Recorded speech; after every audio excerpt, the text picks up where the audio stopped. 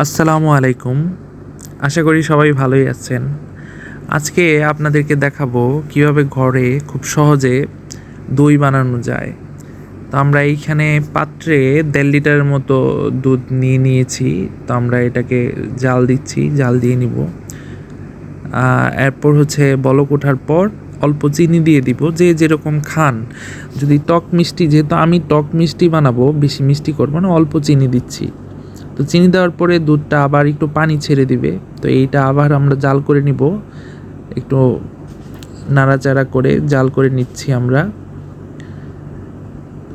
অল্প একটু বলক আসার পর নামিয়ে ফেলতে হবে। দুধ যদি খুব ভালো হয়, পূর্ণ ফ্যাটযুক্ত হয়, তাহলে আপনার খুব বেশি আপনার জাল করার প্রয়োজন হবে না। আর দুধ ভালো হলে আপনার দইটাও খুব ভালো হয়।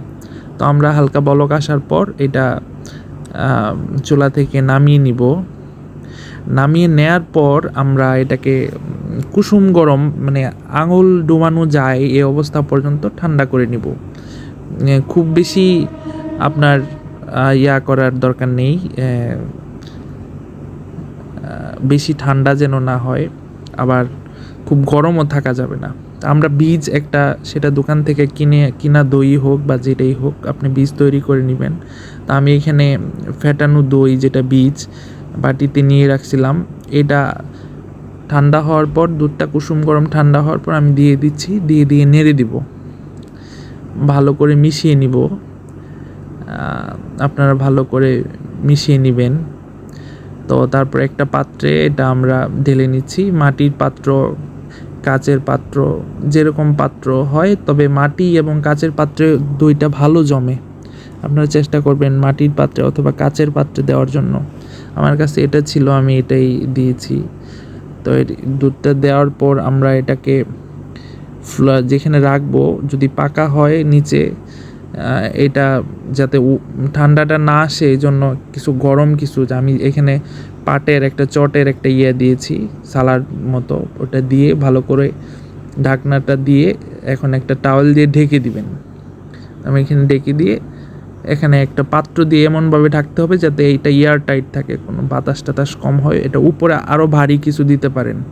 তা আমরা 12 ঘন্টা পর এটা উঠাবো আর কি, রাতে দিলে সকালে উঠাবো। তো আমার দুধটা ভালো ছিল, আশা করি জমবে জিনিসটা খুব ভালোই। আমরা এখন খুলবো,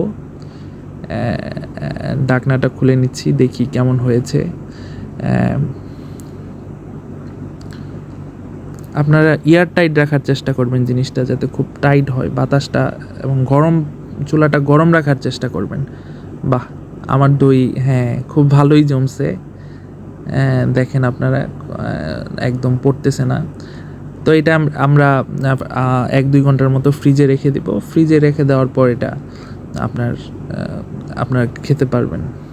তো আমার দুধ আরও এক্সট্রা ছিল অল্প, আমি কাচের পাত্রে, কাচের গ্লাসেও আমি অল্প একটু দই বানাইছিলাম। দেখেন আপনারা, আমি 3টা গ্লাসে আর যে এক্সট্রা দুধ ছিল ওই দুধগুলো দিয়ে দিয়েছি। কাচের যে পাত্র, এটাতে দেখেন গ্লাসে কত সুন্দর জমছে, এবং এটা খুব টেস্টিও হয়। আপনারা বাসায় বানাবেন। খুব বেশি মেহমান হইলে অল্প একটু দই কিনে দুধ দিয়ে আপনারা এরকম করে বানিয়ে নিতে পারেন, যদি বেশি প্রয়োজন হয়। এটা খুব সাশ্রয়ী এবং টেস্টি, হেলদি। তো আপনারা বাসায় চেষ্টা করবেন, ট্রাই করবেন। আশা করি জমবে এবং এনজয় করবেন। ভালো থাকবেন।